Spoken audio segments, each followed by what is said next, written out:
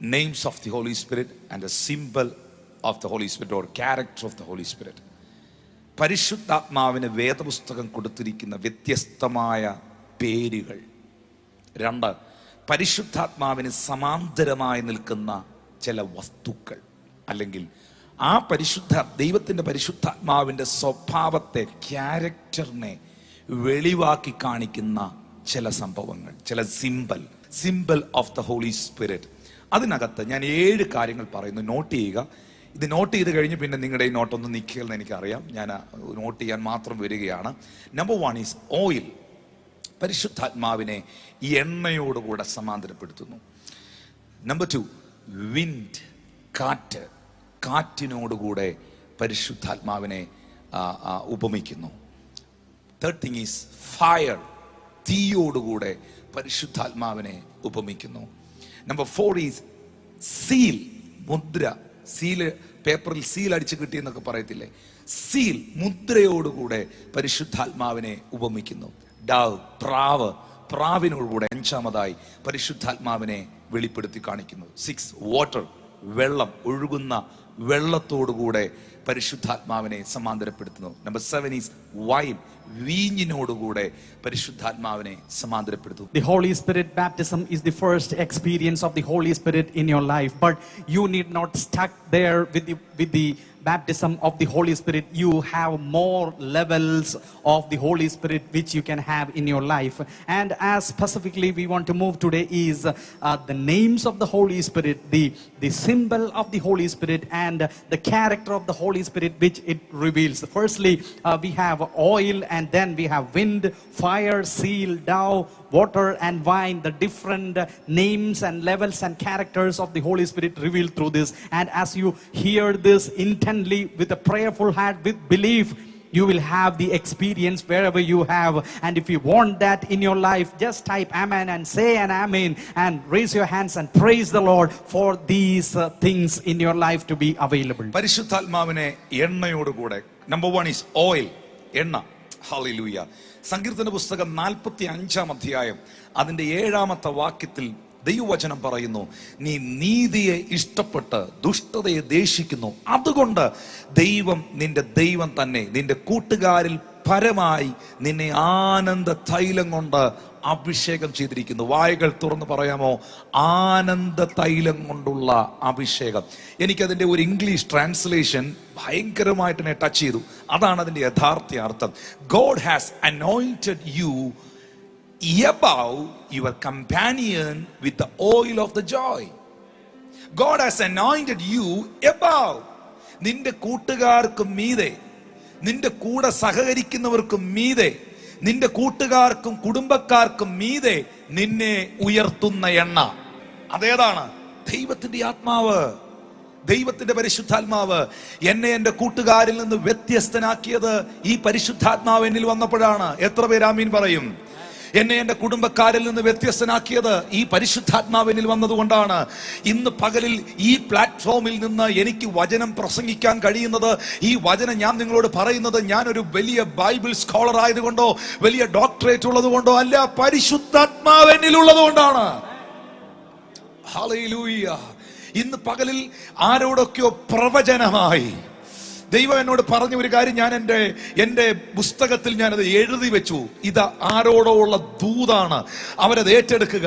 ദൈവത്തിന്റെ പരിശുദ്ധാത്മാവിന്റെ എണ്ണ, പരിശുദ്ധാത്മാവാകുന്ന ഓയിൽ നിന്റെ മേൽ വരുമ്പോൾ നിന്റെ കൂടെ സഹകരിക്കുന്നവർക്ക് മീതെ അവൻ നിന്നെ പൊക്കും, അവൻ നിന്നെ ഉയർത്തും. നിന്റെ കൂട്ടുകാർക്കും കുടുംബക്കാർക്കും മീതെ അവൻ നിന്നെ ഉയർത്തും. ആർക്കും നിന്നെ ഓവർടേക്ക് ചെയ്യുവാൻ കഴിയാത്ത നിലകളിൽ നിന്നെ പലതിലും മുൻപിലെത്തിക്കും. പുറകിലായി പോയ നിന്നെ പലതിലും മുൻപിലെത്തിക്കുന്ന, നിന്റെ വാക്കുകളിൽ, നിന്റെ പാട്ടുകളിൽ, നിന്റെ സംസാരങ്ങളിൽ, നിന്റെ നോട്ടങ്ങളിൽ, നിന്റെ ഇടപെടലുകളിൽ, നിന്റെ സാമ്പത്തികത്തിൽ, നിന്റെ ആരോഗ്യത്തിൽ, നിന്റെ ആയുസ്സിൽ, നിന്റെ കുടുംബത്തിൽ, നിന്റെ സമസ്ത മേഖലകളിലും നിന്റെ കൂട്ടുകാരിൽ കുടുംബക്കാരിൽ പരമായി നിന്നെ മാറ്റുന്ന, നിന്നെ ഉയർത്തുന്ന പരിശുദ്ധാത്മാവെന്ന എണ്ണ. God has anointed you above your companions with the oil of the joy. Above your companions. ഈ വിശുദ്ധ ബൈബിളിൽ നിന്ന് ഇപ്പം ഞാൻ വായിച്ച വാക്യത്തിന് നിങ്ങൾക്ക് എത്ര സംഭവങ്ങളുടെ തെളിവ് വേണം?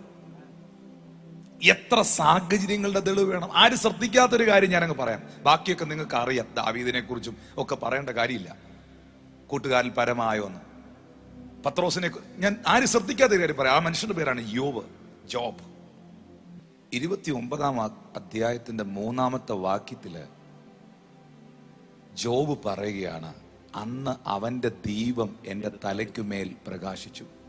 when his candle shined upon my head and when his light I walked through darkness. ആ വെളിച്ചം എന്നിൽ ഉണ്ടായിരുന്നത് കൊണ്ട് എനിക്ക് ഇരുട്ടിലൂടെ നടക്കാൻ ബുദ്ധിമുട്ടുണ്ടായില്ല. ആരാണ് ആ വെളിച്ചം? നിന്നെ ഇരുട്ടിൽ നിന്ന് വിടുവിച്ച വെളിച്ചമേതാ? നിന്നെ സ്നേഹസ്വരൂപനായ പുത്രന്റെ രാജ്യത്തിലാക്കി വെച്ച വെളിച്ചമേതാ? ഈ ഇരുട്ട് നിറഞ്ഞ ലോകത്ത് നിന്നെ ആ ഇരുട്ടിനകത്തുനിന്ന് നിന്നെ വിടുവിച്ച് അതിലൂടെ നടക്കാൻ സഹായിക്കുന്ന പ്രകാശമേതാ? No doubt Jesus. യേശു കർത്താവാണ്. 4-ാമത്തെ വാക്യം, ഇതൊരു വെളിപ്പാടാ കേട്ടോ. ഇത് ചുമ്മാ പറയുമല്ല, ഇത് ജോബിന്, ഈ ജോബ് ഇപ്പൊ പറഞ്ഞുകൊണ്ടിരിക്കുന്ന കാര്യമില്ലേ, അത് ഒരിക്കലും അദ്ദേഹം ഒരു വാചകം പറഞ്ഞതോ ഒരു കഥ പറയുവല്ല. അദ്ദേഹത്തിന് ആത്മാവിൽ ലഭിക്കുന്ന ബോധ്യങ്ങളാണ് ഈ പറഞ്ഞുകൊണ്ടിരിക്കുന്നത്. എൻ്റെ കൂടാരത്തിന് ദൈവത്തിന്റെ സഖ്യത ഉണ്ടായിരിക്കുകയും സർവശക്തൻ എന്നോടുകൂടെ വസിക്കുകയും 5-ാമത്തെ വാക്യത്തിൽ പറയുന്നു, എൻ്റെ മക്കൾ എൻ്റെ ചുറ്റും ഇരിക്കുകയും ചെയ്ത എൻ്റെ ശുഭകാലത്തിലെ പോലെ ഞാൻ ആയിരുന്നെങ്കിൽ കൊള്ളായിരുന്നു. എന്തായിരുന്നു അതിൻ്റെ പ്രത്യേകത? അന്ന് ഞാൻ എൻ്റെ കാലുകളെ വെണ്ണ കൊണ്ട് കഴുകി, പാറ എനിക്ക് തൈല നദികളെ ഒഴുകി തന്നു. എന്താ ആ വാക്കിന്റെ അർത്ഥം?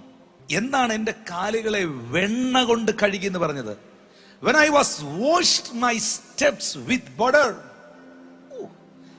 and the rock poured me out rivers of oil. എൻ്റെ മുകളിലേക്ക് ഒരു എണ്ണ ഒഴുകി വന്നു. ആ എണ്ണ ഒഴുകി വന്നത് ഒരു പാറയിൽ നിന്നാണ്. Who is that rock? ആരാണ് ആ പാറ? I believe completely that rock is Jesus. നിങ്ങളെ വെട്ടിയെടുത്ത ആ പാറയിലേക്കും നിങ്ങളെ കുഴിച്ചെടുത്ത കനിഗർഭത്തിലേക്കും നിങ്ങൾ തിരിഞ്ഞു നോക്കുകയും ആ പാറ ക്രിസ്തു തന്നെ. No doubt. ആ പാറയാ ഒരിക്കൽ പറഞ്ഞത്, ക്രിസ്തു ആകുന്ന പാറ, ദാഹിക്കുന്നവൻ എൻ്റെ അടുക്കൽ വന്ന് കുടിക്കട്ടെ. എന്നിൽ വിശ്വസിക്കുന്നവന്റെ ഉള്ളിൽ നിന്ന് തിരുവെഴുത്ത് പറയുന്ന പോലെ ജീവജലത്തിന്റെ നദി ഒഴുകും. ഇത് അവനിൽ വിശ്വസിക്കുന്നവർക്ക് ലഭിക്കുവാനുള്ള പരിശുദ്ധാത്മാവിനെ കുറിച്ചത്രേ അവൻ പറഞ്ഞത്. ജോബ് പറയുകയാണ്, ആ പാറയിൽ നിന്ന് അവൻ എനിക്ക് തൈല നദികളെ ഒഴുക്കി തന്നു. എന്ന ആ പാറയിൽ നിന്ന് ഈ നദി, ഈ ഓയിൽ എന്നിലേക്ക് ഒഴുകിയോ, എൻ്റെ ലൈഫ് സ്റ്റൈൽ മാറി, എൻ്റെ ലെവൽ മാറി, എൻ്റെ അധികാരം മാറി. 7-ാമത്തെ വാക്യം നോക്കിക്കോ. ഞാൻ പുറപ്പെട്ട് പട്ടണത്തിന്റെ വാതിൽ ചെന്നു, വിശാല സ്ഥലത്ത് എൻ്റെ ഇരിപ്പിടം വെക്കുമ്പോൾ, കമോൺ ക്വിക്ലി റീഡ് ഇറ്റ്, യൗവനക്കാർ എന്നെ കണ്ടിട്ട് ഒളിക്കും, വൃദ്ധന്മാർ എഴുന്നേറ്റ് നിൽക്കും. പ്രഭുക്കന്മാർ സംസാരം നിർത്തി കൈകൊണ്ട് വാപുത്തും. ശ്രേഷ്ഠന്മാരുടെ ശബ്ദം അടങ്ങും, അവരുടെ നാവ് അണ്ണാക്കിനോട് പറ്റും.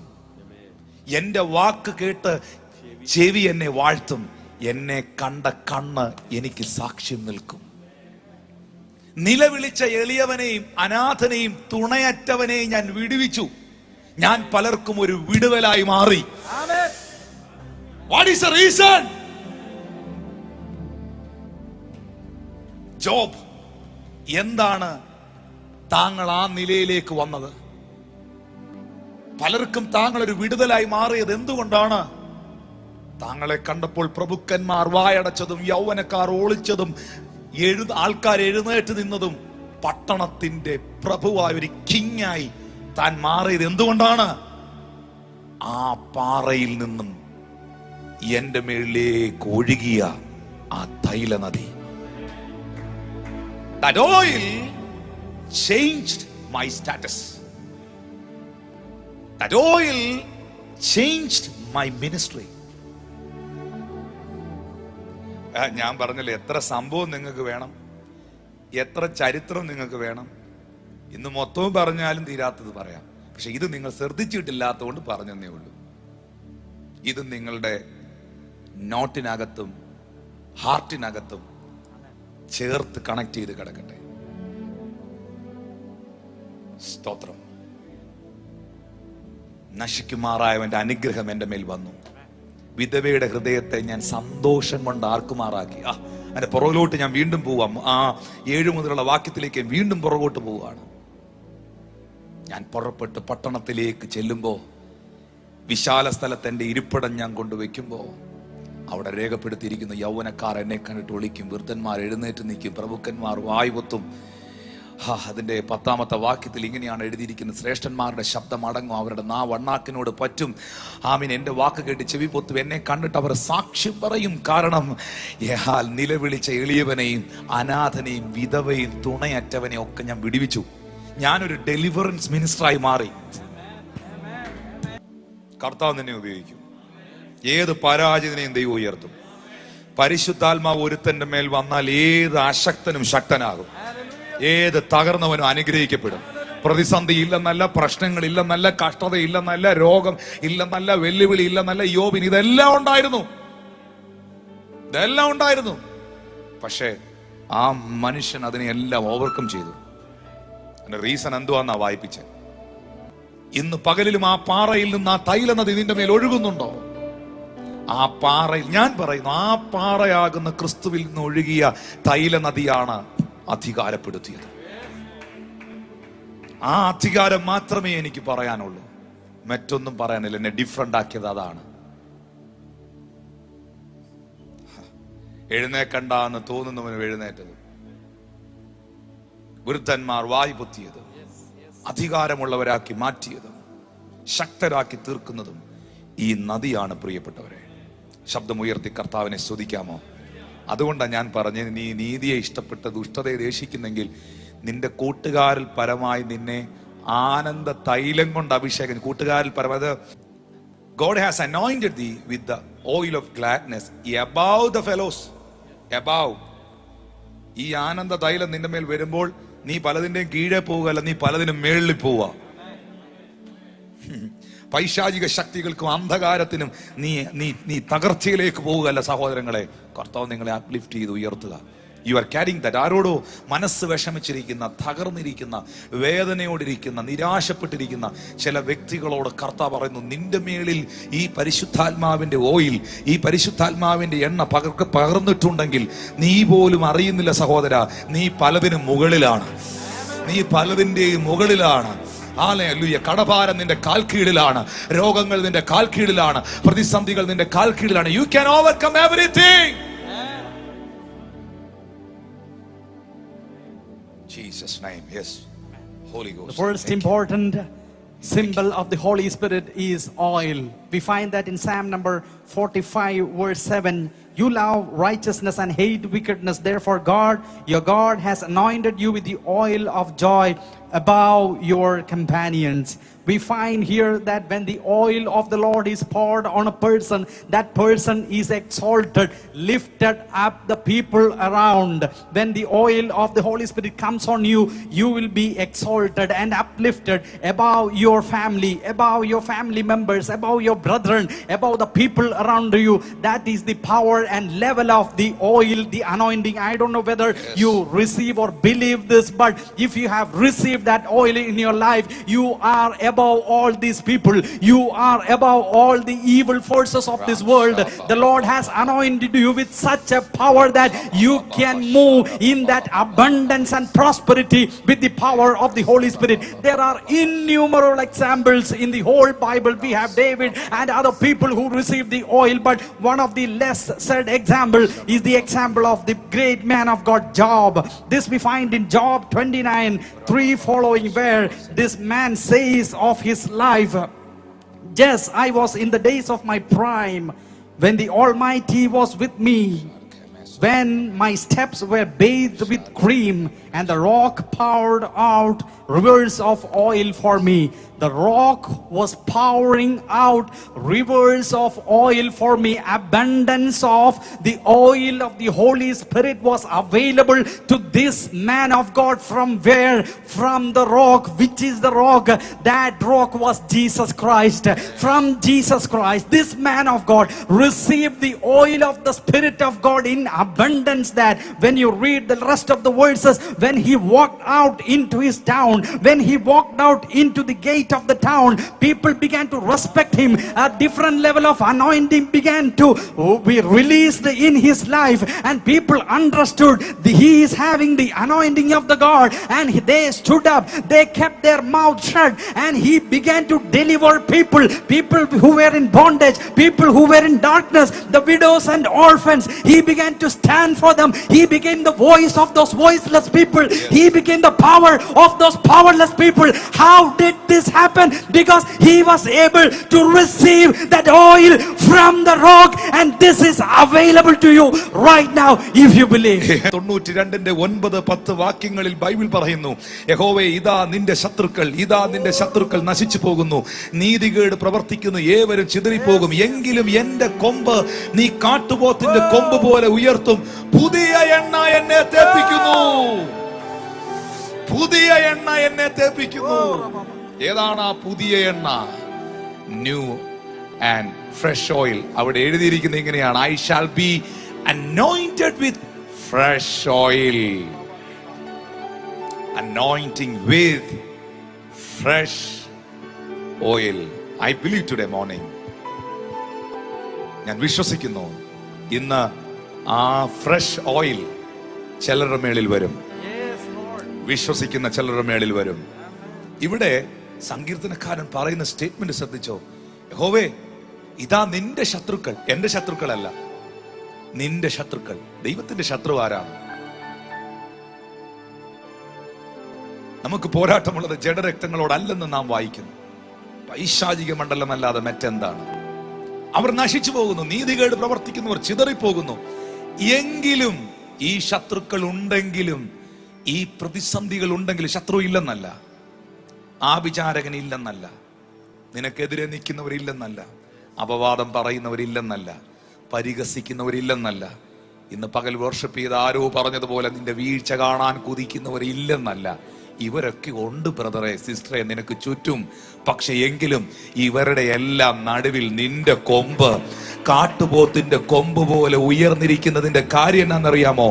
ഓരോ പ്രഭാതത്തിലും ഓരോ രാത്രികളിലും നിന്റെ പ്രാർത്ഥനാ മുറിയിൽ വെളിപ്പെടുന്ന ഒരു പുതിയ എണ്ണയുണ്ട്, ഒരു ഫ്രഷ് ഓയിലുണ്ട്. ഈ എണ്ണ നിന്റെ മേളിൽ ഒഴുകുന്നത് കൊണ്ടാ നിന്നെ പിടിച്ചാ കിട്ടാത്തെ. നീ സ്കിപ്പായി പോന്നേ, നീ ഒഴുകി പോന്നേ. ഈ എണ്ണ നിന്റെ മേളിൽ ഒഴുകി നിൽക്കുന്നതുകൊണ്ടാ. ശത്രുവിനെ നിന്നെ ഒന്ന് പിടിച്ച അമക്കി ഒന്ന് ഇല്ലാതാക്കിയാൽ കൊള്ളാന്നുണ്ട്, പക്ഷെ പിടികിട്ടുന്നില്ല. ഈ അഭിഷേകത്തിന്റെ എണ്ണ, ഈ പരിശുദ്ധാത്മാവിന്റെ ഓയിൽ നിന്റെ മേളിൽ കിടക്കുന്നോണ്ട് ഗ്രിപ്പ് കിട്ടുന്നില്ല, പിടികിട്ടുന്നില്ല. പലതിൽ നിന്ന് നീ സ്കിപ്പായി പോവുകയാണ്. പുതിയ എണ്ണ. അതാണ് ഇതേ സങ്കീർത്തനക്കാരനായ ദാവീദ് പറഞ്ഞത് 23-ാം സങ്കീർത്തനം 5-6 വാക്യങ്ങളിൽ, എന്റെ ശത്രുക്കൾ കാൺകെ നീ എനിക്ക് വിരുന്നൊരുക്കുന്നു, എന്റെ തലയെ എണ്ണ കൊണ്ട് നീ അഭിഷേകം ചെയ്യുന്നു.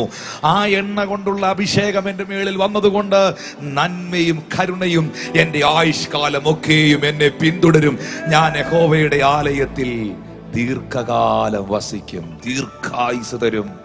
എന്റെ തലയെ എണ്ണ കൊണ്ട് അഭിഷേകം ചെയ്യുന്നു. ആ എന്റെ ഹെഡിൽ ആ അനോയിന്റിങ് ഓയിൽ, പരിശുദ്ധാത്മാവിന്റെ എണ്ണ വന്നു കഴിഞ്ഞപ്പോൾ എന്റെ പാനപാത്രം എന്ന് പറഞ്ഞാൽ എന്താണെന്നറിയോ? That's A blessing, overflowing. ഞാൻ നിങ്ങളോട് ഇങ്ങനെ പറയുന്നു, ഏറ്റെടുക്കാമോ? നീ യഥാർത്ഥമായി പരിശുദ്ധാത്മാവിൽ നിറയുമ്പോൾ, നീ യഥാർത്ഥമായി ദൈവശക്തിയെ സ്വീകരിക്കുമ്പോൾ, ആത്മനിറവിൽ ജീവിക്കാൻ തുടങ്ങുമ്പോൾ, നിന്റെ ഒരു പാനപാത്രവും വറ്റി വരളത്തില്ല. നിന്റെ പാനപാത്രം നിറഞ്ഞു കവിയും. My cup running over. നന്മയുടെ പുറകെ നീ പോകണ്ട, കരുണയുടെ പുറകെ നീ പോകണ്ട. നന്മയും കരുണയും നിന്റെ ആയുഷ്കാലം ഒക്കെയും നിന്റെ പുറകെ വരും. പല നന്മകളും നിന്നെ തേടി വരും. എത്ര പേർ ഇന്ന് യൂട്യൂബിൽ എന്നെ കാണുന്ന എത്ര പേർ അതിനൊരു ആമീൻ പറയും? പല നന്മയും നിന്നെ തേടി വരും. ഇത് സങ്കീർത്തനക്കാരനായി ദാവീദ് ഈ പുതിയ എണ്ണ എന്നെ തേപ്പിക്കുന്നു, എൻ്റെ കൊമ്പ് കാട്ടുപോത്തിന്റെ കൊമ്പ് പോലെ നീ ഉയർത്തുന്നു എന്നൊക്കെ പറയുമ്പോൾ, ശത്രുക്കൾ കാണുക നീ എനിക്ക് മേശ ഒരുക്കുന്നു, എൻ്റെ തലയെ എണ്ണ കൊണ്ട് അഭിഷേകം ചെയ്യുന്നൊക്കെ പറയുന്ന ആ പാട്ടില്ലേ സാംസ്, ഇത് ആ മനുഷ്യന്റെ അനുഭവമാണ്. കാരണം ഫസ്റ്റ് സാമുവേൽ ചാപ്റ്റർ 16:13 വായിക്കുമ്പോൾ, 1 ശമൂവേൽ 16:13 വായിക്കുമ്പോൾ, ഈ ദാവീദിനെ സഹോദര വർഗങ്ങളുടെ ഇടയിൽ വെച്ചിട്ട് സാമുവേൽ തൈലക്കൊമ്പെടുത്തു. Samuel took the horn of oil. ഇനി ഇവിടെ ഒന്ന് ശ്രദ്ധിച്ചോണം, ഒരു പ്രധാനപ്പെട്ട കാര്യം പറയാണ്.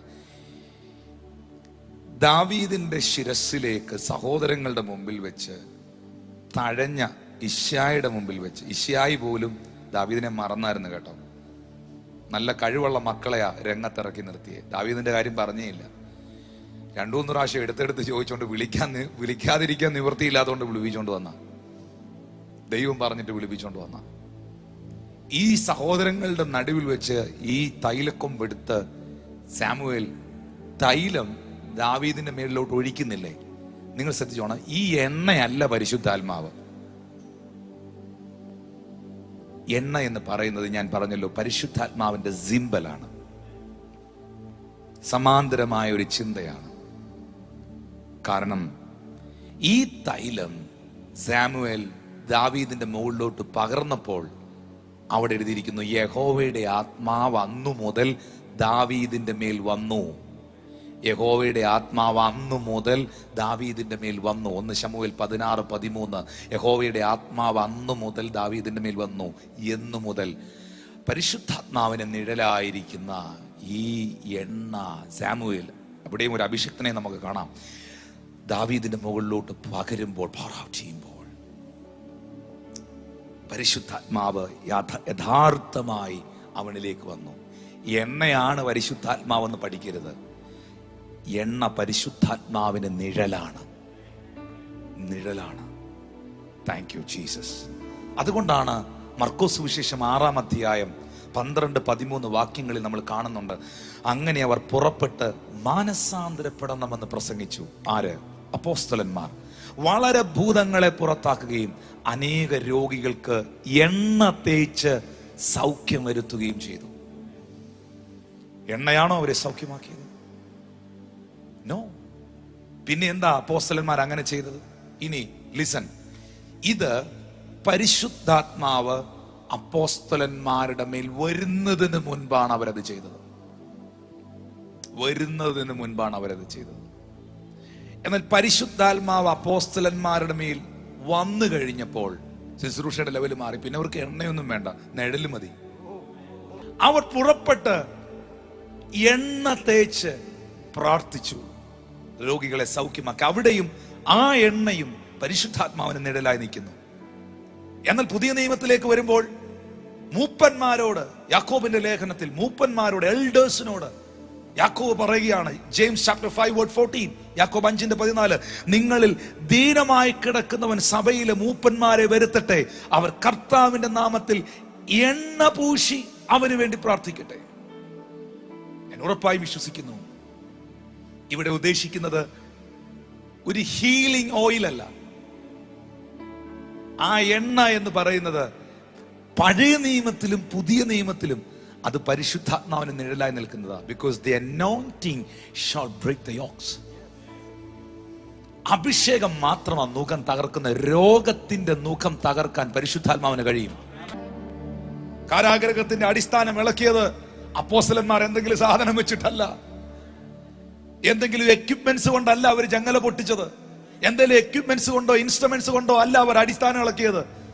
അവർ ദൈവത്തെ ആരാധിച്ചു, അവർ പാടി സ്തുതിച്ചു. എനിക്കറിയാം, ദൈവത്തെ ആരാധിക്കുമ്പോൾ, പാടി സ്തുതിക്കുമ്പോൾ, ആത്മാവിൽ നിറയുമ്പോൾ ദൈവശക്തി അവിടെ വെളിപ്പെടും.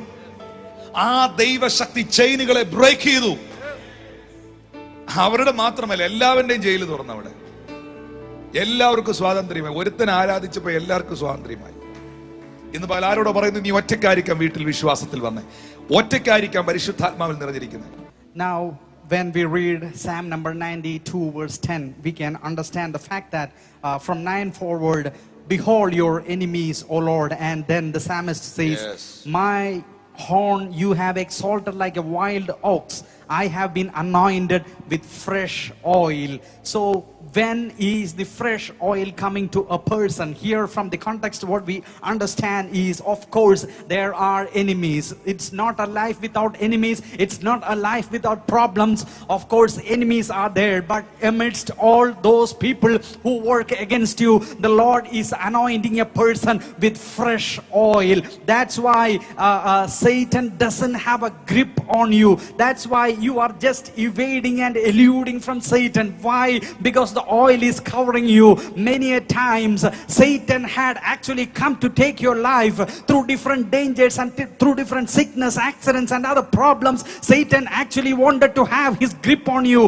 on your family, on your children. But how did you skid from him? Just because this anointing oil was so abundantly poured on you. And this is something which protects you. And when we move forward, David says like this, Yes. you have anointed me with the oil and had prepared a table before the enemies. Of course, he was anointed in front of all the brethren who were forsaken him. All the people around him actually marginalized him, and he was set alone, away from all those people. But amidst that, amidst all those people who hated him, the Lord anointed David amidst all those people. And we find that Holy Spirit came so powerfully from that day onwards. And it is said, if you have the Holy Spirit from the Lord, if you have that abundance of the oil from the Lord, your cup will never be dry. It will be overflowing. If you believe today Yes. that your cup is dry and you are looking without hope, the Lord says that receive this anointing. Let your cup overflow. Let you have the abundance of the Holy Spirit in your life, and you will be prospering step by step. And when you look into this symbol of oil in the Gospels, Mark chapter 6, 12 to 13, apostles were anointing the sick with the oil, and the people were healed because of this anointing oil. And after the apostles received the power of the Lord from in Acts chapter 2, you find that their level also changed. They are no more anointing these people with oil for healing. You can find they are just shadows of Peter was just Yes. enough to heal people. When you advance in the level of anointing, the permeation, how the anointing spreads and releases, it will be in an abundant manner, as we witness in the life of Peter. And James 5:14 says, let the sick person summon the elders and let them lay the oil on them and pray that they will heal the sick. Why this happens? Why is oil used for healing? Because anointing shall break the yoke. That is the promise which the Lord has given. Oil symbolizes Holy Spirit. If the anointing breaks the yoke, we find the same thing happening in the jail where Paul and Silas were worshiping in the anointing of the Lord. You can find the foundations of the jail was shaken. All the people's shackles were, it was just broken. When the anointing spread, all the bondages were broken. All the diseases, all the sickness, all the problems which is inflicting you as a hereditary disease, if the anointing oil of the Holy Spirit is released on you, you will be healed instantaneously. If you believe just now, that's going to happen now. പരിശുദ്ധാത്മാവിന്റെ എണ്ണയെ നിങ്ങൾ വളരെ serious ആയി കാണണം. ഇതിനെ നിസ്സാരമായി കാണരുത്. Especially നമ്മുടെ കർത്താവിന്റെ വരവ് ഏറ്റവും അടുത്തിരിക്കുന്നു. യേശുക്രിസ്തു പറഞ്ഞ ഒരു ഉപമ, ഒരു സംഭവം നിങ്ങൾക്കറിയാം. 10 കന്യകമാർ. മത്തായി സുവിശേഷം 25-ാം അധ്യായം 1 മുതൽ 13 വരെയുള്ള വാക്യങ്ങൾ. ആ 10 കന്യകമാരിൽ 5 കന്യകമാർ മാത്രമേ മണവാളന്റെ കൂടെ പ്രവേശിപ്പാൻ, സ്വർഗത്തിലെത്തുവാൻ കഴിഞ്ഞുള്ളൂ. 5 കന്യകമാർ തള്ളപ്പെട്ടു പോയി, കൈവിടപ്പെട്ടു പോയി. What is the reason? വിളക്കില്ലാതിരുന്നതല്ല, ഡ്രസ് ഇല്ലാതിരുന്നതല്ല, എണ്ണയില്ലായിരുന്നു. ഈ എണ്ണയെ നിങ്ങൾ നിസ്സാരമായി കാണരുത്. ഈ എണ്ണയെ നിങ്ങൾ നിസ്സാരമായി കാണരുത്. ഈ പരിശുദ്ധാത്മാവിനെ നിങ്ങൾ നിസ്സാരമായി കാണരുത്. ക്രിസ്തുവിനെ മരിച്ചവരുടെ ഇടയിൽ നിന്ന് ഉയർപ്പിച്ച ആത്മാവ് നിങ്ങളിൽ വസിക്കുന്നുവെങ്കിൽ നിങ്ങളുടെ മർത്യ ശരീരങ്ങളെയും ഉയർപ്പിക്കും. Thank you Jesus. Same spirit. ഈ മാത്യു ചാപ്റ്റർ 25 25 അധ്യായത്തിൽ ജിജി പാസ്റ്ററോട് ഞാൻ 2-3 വാക്യങ്ങൾ മാത്രം വായിക്കാൻ ആവശ്യപ്പെടുക. ഞാൻ പ്രാർത്ഥിക്കാൻ തുടങ്ങാൻ പോവാ. അതിന്റെ 3-ാമത്തെ വാക്യം, വേർഡ് 3. ബുദ്ധിയില്ലാത്തവർ വിളക്കെടുത്തപ്പോൾ എണ്ണ എടുത്തില്ല. ബുദ്ധിയുള്ളവരോ വിളക്കോടുകൂടെ പാത്രത്തിൽ എണ്ണയും എടുത്തു. ജിജി മോൻ പാസ്റ്ററെ, ദൈവദാസന്മാരെ ശ്രദ്ധിക്കാമോ? ബുദ്ധിയില്ലാത്തവര് വിളക്കെടുത്തു, പക്ഷെ എണ്ണ എടുത്തില്ല. എന്താ അതിന്റെ കാരണം? അപ്പം അവിടെ 3-ാമത്തെ വാക്യത്തിൽ ഇംഗ്ലീഷിൽ എഴുതിയിരിക്കുന്ന they that were foolish took their lamps and took no oil with them. Foolish, വിഡ്ഢികൾ, foolish. എണ്ണയില്ലാത്തവരെ എന്തുവാ വിളിച്ചതെന്ന് അവിടെ എഴുതിയിട്ടുണ്ട്. ഞാൻ അതിലോട്ട് പോകുന്നില്ല. ബുദ്ധിയില്ലാത്തവരെന്ന് പറയുന്ന മലയാള പദത്തിന് കുറച്ചുകൂടെ ഒരു സ്റ്റാൻഡേർഡ് ഉണ്ട്. ഇംഗ്ലീഷിൽ ഒരു സ്റ്റാൻഡേർഡും ഇല്ലാതാ പറഞ്ഞേക്കുന്നത്. That they were foolish took their lamps and took no oil with them. വിഡ്ഢികൾ. എണ്ണയെ കുറിച്ച് അവര് സീരിയസ്നെസ് ഇല്ലായിരുന്നു. അവർ എണ്ണയേക്കാൾ വലുതായിട്ട് കണ്ടത് വാചകമടിയായിരിക്കാം. സ്തോത്രം. അവരെണ്ണ എടുത്തില്ല, അവരെണ്ണയെ സീരിയസ് ആയി കണ്ടില്ല. ഉണ്ടെന്ന് തോന്നുന്ന കാണും, വരട്ടെ നോക്കാം, ഓ നമ്മളിതൊക്കെ എത്ര കാണാം, ഇത്രയേ ഉള്ളൂ. സില്ലിയായി, സിമ്പിളായി, അതിനെ സീരിയസ് ആയി കണ്ടില്ല. എന്നാൽ 4-ാമത്തെ വാക്യത്തിലേക്ക് വരുമ്പോൾ പറയുന്നു, ബുദ്ധിയുള്ളവരോ but the wise took the oil in their vessels with their lamps. പരിജ്ഞാനമുള്ളവരാരാണ്? ബുദ്ധിയുള്ള വിശ്വാസിയാണോ നീ? ബൈബിൾ വിശ്വസിക്കുന്ന ഒരു ദൈവവൈതലാണോ നീ? നീ എണ്ണയ്ക്ക് പ്രാധാന്യം കൊടുക്കും. ഈ എണ്ണയ്ക്ക് പ്രാധാന്യം കൊടുക്കാത്തവരുടെ കൂട്ടത്തിൽ നീ വെട്ടുപോയിട്ട് അവസാനം നീയും കതകിന്റെ പുറത്താകരുത്. Very important message. ഈ കാലഘട്ടത്തിൽ എനിക്ക് തരാൻ പറ്റുന്ന ഏറ്റവും important message. Thank you Jesus. എന്നോട് കർത്താവ് പറഞ്ഞത് ഇങ്ങനെ, ഞാൻ നോട്ട് ചെയ്തിട്ടുണ്ട്. ഈ ബുദ്ധിയില്ലാത്തവർ ചെയ്തത്, അവര് ബുദ്ധിയില്ലാത്ത ഫൂളിഷ് എന്ന് പറയുമ്പോൾ അവർ വാസ്തവത്തിൽ ആ എണ്ണയെ കുറിച്ച് അത്ര ബോധേഡ് അല്ലായിരുന്നു. അത്ര അവർ സീരിയസ് ആയിട്ട് അതിനെ കണ്ടില്ല. അത്ര ഇമ്പോർട്ടൻസ് അവരതിന് കൊടുത്തില്ല. അത്ര പ്രാധാന്യത അവർ കൊടുത്തില്ല. കൂട്ടത്തെ ഒരു കാര്യം അങ്ങനെ കണ്ടുള്ളൂ. പക്ഷെ മറ്റൊരു കൂട്ടർ, 4-ാമത്തെ വാക്യത്തിൽ ബുദ്ധിയുള്ളവരെന്ന് പറയുന്നവർ, അവര് വിളക്കിന് കൊടുത്ത അതേ പ്രാധാന്യം എണ്ണയ്ക്കും കൊടുത്തു. എണ്ണയുണ്ടേലേ വിളക്ക് കത്തുള്ളൂ എന്ന വെളിപ്പാട് അവർക്കുണ്ടായിരുന്നു. അവരതുകൊണ്ട് പാത്രത്തിൽ എണ്ണയും എടുത്തു. ഇനി ജിജി പാസ്റ്ററെ 8-ാമത്തെ വാക്യം, എന്നാൽ ബുദ്ധിയില്ലാത്തവർ ബുദ്ധിയുള്ളവരോട് ഞങ്ങളുടെ വിളക്ക് കെട്ടുപോകുന്നത് കൊണ്ട് നിങ്ങളുടെ എണ്ണയിൽ കുറെ ഞങ്ങൾക്ക് തരുവീൻ എന്ന് പറഞ്ഞു. ഈ എണ്ണയ്ക്കൊരു പ്രത്യേകതയുണ്ട്.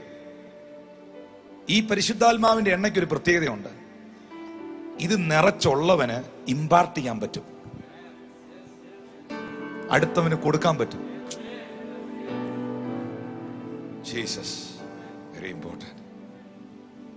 അതാ മോശ ചെയ്തേ. തന്റെ മേലുള്ള ആത്മാവിൽ പകുതി എടുത്ത് 70 പേരിലേക്ക് മോശ ഇമ്പാർട്ട് ചെയ്ത് കൊടുത്തു.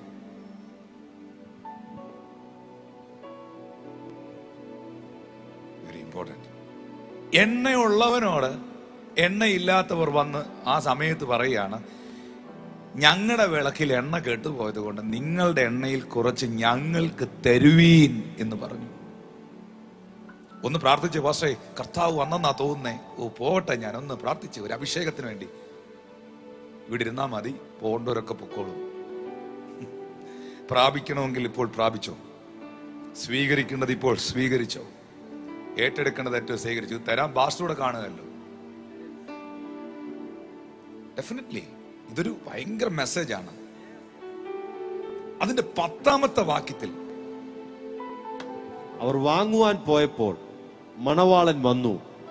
ഒരുങ്ങിയിരുന്നവർ അവനോടുകൂടെ കല്യാണ സദ്യക്ക് ചെന്നു, വാതിൽ അടയ്ക്കുകയും ചെയ്തു. കാരണം ഈ എണ്ണ ഗ്രേസ് പീരീഡിൽ മാത്രം സെയിൽ ചെയ്യുന്നതാണ്. കൃപയുടെ വാതിൽ അടച്ചു കഴിഞ്ഞാൽ പിന്നെ ആ കട ക്ലോസ്ഡാ. ഇനി വാങ്ങാൻ പോയ കിട്ടുകയില്ല, ഈ ഓയിൽ വാങ്ങിക്കാൻ കിട്ടുകയില്ല. പിന്നെ ഇത് ഞാൻ ഈ പറയുന്ന ഒന്നുകൂടെ പറയാം. ഈ ഓയിലിന്റെ ഡിസ്ട്രിബ്യൂഷൻ നിൽക്കും എപ്പോഴാണെന്നറിയാമോ? യേശു സഭയുമായി മണിയറയിൽ പ്രവേശിച്ച് മണവാട്ടിയുമായി പോയി കഴിയുമ്പോൾ ഈ ഓയിൽ കിട്ടിക്കൊണ്ടിരുന്ന എല്ലാ ഡിസ്ട്രിബ്യൂഷൻ സെന്റേഴ്സും ക്ലോസ്ഡ് ആവും. പിന്നെ ഒരിടത്തും ഈ എണ്ണ കിട്ടുകയില്ല. നിങ്ങൾ എവിടെല്ലാം വാങ്ങിക്കാൻ പോയാലും കിട്ടുകയില്ല. കാരണം പരിശുദ്ധാത്മാവ് ഈ ഭൂമിയിൽ നിന്ന് പോവും. അതുകൊണ്ട് ഈ ഒരു സന്ദേശത്തെ വളരെ സീരിയസ് ആയി കാണുക. 3ാമത്തെ വാക്യത്തിൽ ബുദ്ധിയില്ലാത്തവരെന്ന് പറഞ്ഞത് അവർ ഈ എണ്ണയ്ക്ക് സീരിയസ്നെസ് കൊടുത്തില്ല. ബുദ്ധിയുള്ളവരെന്ന് പറഞ്ഞത് വിളക്കിനെ പോലെ തന്നെ അവർ എണ്ണയ്ക്കും പ്രാധാന്യം കൊടുത്തു. 8ാമത്തെ വാക്യത്തിൽ എണ്ണയുള്ളവന് മാത്രമേ എണ്ണയില്ലാത്തവന് പകർന്നു കൊടുക്കാൻ കഴിയൂ. പക്ഷെ 10ാമത്തെ വാക്യം പറയുന്നു, മണവാളനുമായി മണവാട്ടിയാകുന്ന സഭ മണിയറയിൽ പ്രവേശിച്ചു കഴിഞ്ഞാൽ പിന്നെ ഈ എണ്ണ വാങ്ങാൻ കിട്ടുകയില്ല.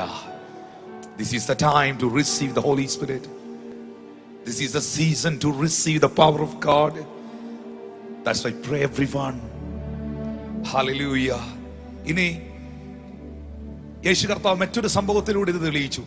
അത് ലൂക്കോസ് 10:34 നല്ല ശമരിയക്കാരന്റെ ചരിത്രത്തിലൂടെ. അതൊരു ഭയങ്കര ആഴമേറിയ ഒരു ഭാഗമാണ്. ദേവദാസനെ translate please. Thank you Jesus. Hallelujah. Some people take this oil very lightly and they take in a silly manner, but you have to take the Holy Spirit, the oil of the anointing, so serious. This is very evident from Matthew chapter 25 when Jesus is telling the parable of the wise and the foolish virgins. What we find is that there were 10 virgins and 5 were foolish and 5 were wise. And why these people some were foolish and some were wise? The foolish virgins were not different from others, but the main differences are very evident. They had the apparel, all the dress code they needed, they had. They had the lamp in their hand, that was well and good. But they had no oil, and that made the difference between them and the wise people. If the Spirit which raised Jesus Christ from the dead is in you, that Holy Spirit will raise you from the dead when the second coming of Jesus comes. The second coming of Jesus happens. That means the oil inside you is very important at the second coming, and that is very serious. And these people were very silly. And if you are a serious believer in Christ, you need to take this close to your heart. If you are a wise believer, do not get yoked to the people who just mock the Holy Spirit. Do not be associated with people who just simply ridicule the Holy Spirit, because that makes the difference when the second coming of Jesus happens and you will be rejected. And here we find that the people who were wise, they gave equal importance to the lamb as well as to the oil, and they understood that only with the oil the lamb will be of some use, and they understood that and they kept the oil intact. And in verse 8 we find that these people who were foolish, they tried to ask the people some oil. That means the impartation of the oil, impartation of the anointing of the Lord can happen from a person who is anointed by the Lord. But there is a time limit.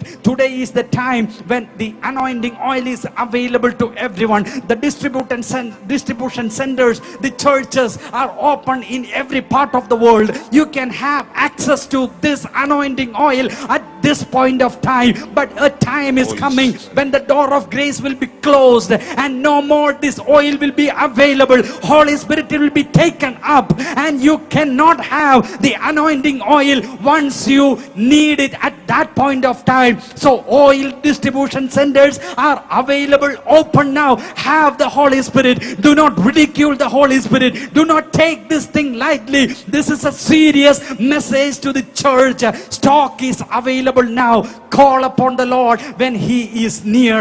And that's what same we find again the importance of oil in Luke chapter 10 verse 34, which the pastor will be explaining now. ഈ വിശുദ്ധ വചനത്തിനകത്ത് ഒരു വചനം ഇങ്ങനെ പറയുന്നുണ്ട്, നിന്റെ തലയിൽ എണ്ണ കുറയാതിരിക്കട്ടെ, നിന്റെ ഉടുപ്പ് എപ്പോഴും വെള്ളയായിരിക്കട്ടെ. നിന്റെ തലയിൽ എണ്ണ കുറയാതിരിക്കട്ടെ, എണ്ണ എപ്പോഴും ഉണ്ടായിരിക്കട്ടെ, നിന്റെ വസ്ത്രം എപ്പോഴും വെള്ളയായിരിക്കട്ടെ. അതിന്റെ അർത്ഥം തലയിൽ നിറച്ചും വെളിച്ചെണ്ണയും തേച്ച് വെള്ള ഉടുപ്പ് ഇടാനല്ല.